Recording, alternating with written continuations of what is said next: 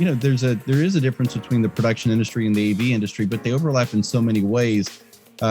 You found success in both of these. I mean, I did. You sort of have to. I think this is a word, geekery. There's a little bit of geekery involved with being in both of these industries. You have to you have to have passion for it. I have passion for both. And before, the AV industry was all about 35 millimeter slide projectors and just old school stuff. But then we started getting into the digital world. And fast forward to 2021, most of the audiovisual industries now, most of the AV industry companies have creative departments now. That was never done before. Before it was just all audiovisual. Yeah. And the production side, production companies were doing production and bringing in the finished product to the ballroom to be played back. But now AV companies all have their own production departments. So, it's all come full circle. So I'm happy that I was dibbling in both of those parts of the industries for the longest while. So I'm able to still maintain, a living even during COVID. Well, there's a lot of things that go into running a company. And I think that's probably something people don't appreciate when they start a business. A lot of it comes from, I would love to be my own boss, but in starting a company, you are probably less your own boss than most people realize.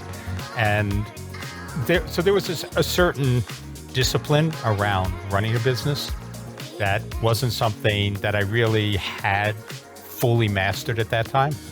And the two things you find when you go into business are the end goals are always moving. And so even though the approximations get better, the market is shifting. Begun, for instance, like with basketball on ESPN, they are broadcasting their games, not sending the play-by-play people. They're back in Connecticut and they're sending SRT camera feeds, and they're switching it very much like we are tonight, doing it remotely. And now, here we are in the basement, and you're in your studio, and it's everyday people now have the ability to do some incredible things, even in the small framework of what we're trying here, just to play around, really. It's an example that you can do more than maybe what you've ever thought from your dining room.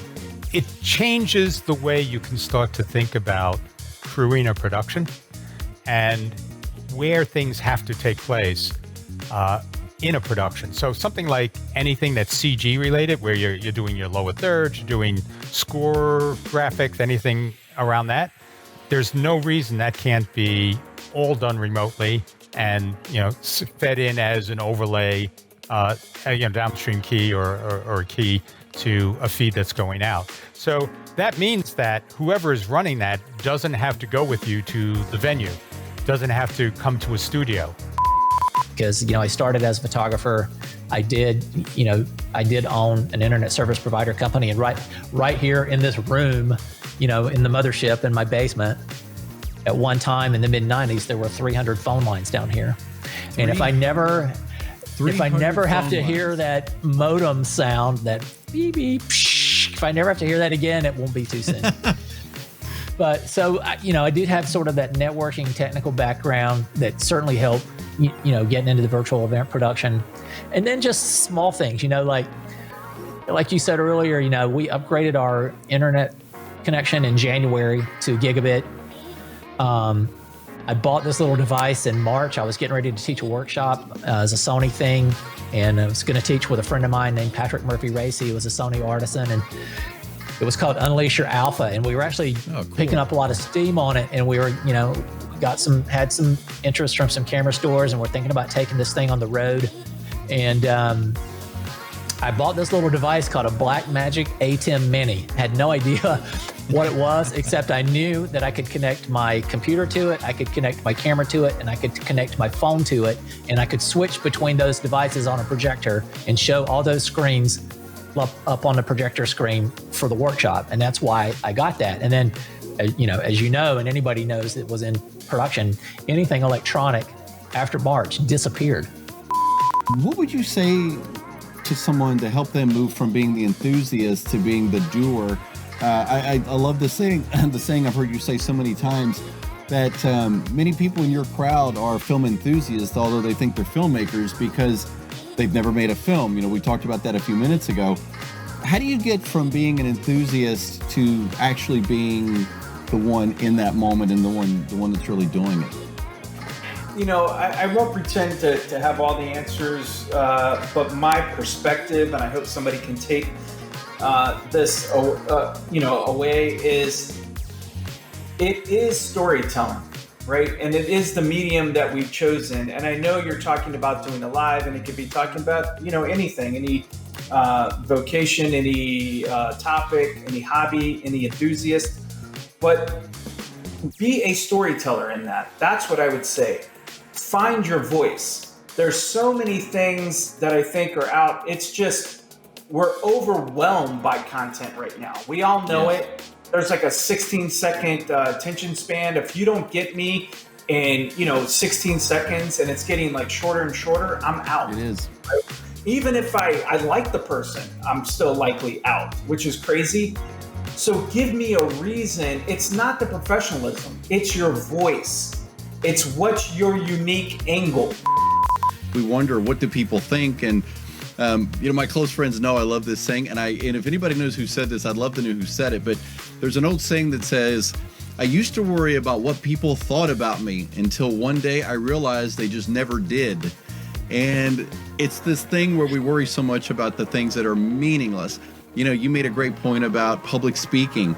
And, when I'm working with people trying to help them understand how to be comfortable on camera, I'm always saying, how long did you have to prepare to talk to the banker today, or the guy at the Chick-fil-A drive-thru, right? I mean, it's one of these things where every day we're communicating. It's only when we're in this bubble, like we feel like we're back in 5th grade holding up our book report, that somehow it's more, more scary.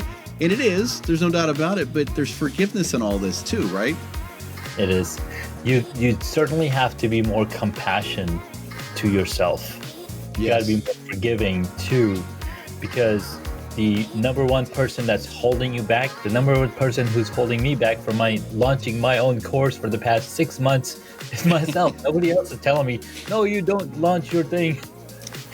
It's me, right? So oh my gosh, dude. Worst critics. We could have a Dr. Phil moment here for about 80 people in this group. That's why this group's here. Absolutely. This is that's the powerful thing about this digital green room is that this is a small space. We all know each other's struggles. So if you want, go live here just to practice. Yeah. Right. And that's the reason that you create this place and brought people with like-minded thoughts and everything, because you want to help cultivate that confidence. You want to help them cultivate the ability to tell the story, to be able to come up and grow, essentially. Yes.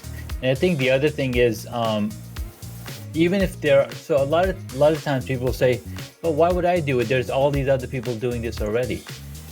But why is there a Walmart and a Target and a Kmart? Well, Kmart's not around anymore.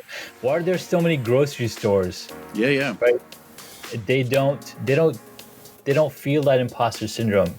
Right, they just go out and do it because, well, it's good for business. Tell me about your first live stream.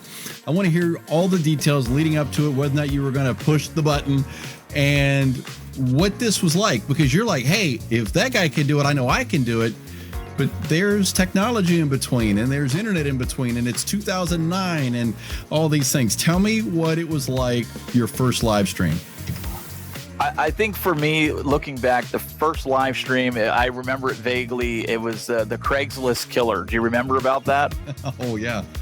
Okay, so that was a big news story back then because a lot of us were using Craigslist. There was no Facebook Marketplace. And I remember doing a live stream about that. And I'm like, okay, writing down notes on a piece of paper of things that I want to give people as tips on how to protect themselves to prevent such a tragedy, right? I had like 10 tips or something. I believe there's a video somewhere. And I was more nervous about having that information than I was about the technology. Because at that time, Jeff, it was just a laptop, the built-in microphone and camera. I mean, what really could go wrong except for maybe your internet going down, right? I wasn't concerned about my backdrop. I wasn't concerned about framing inside the video. I wasn't concerned about on-camera etiquette. I wasn't concerned about did I shave that day? Or I wasn't concerned about those things. I was concerned about delivering a message that people could receive and gain something from.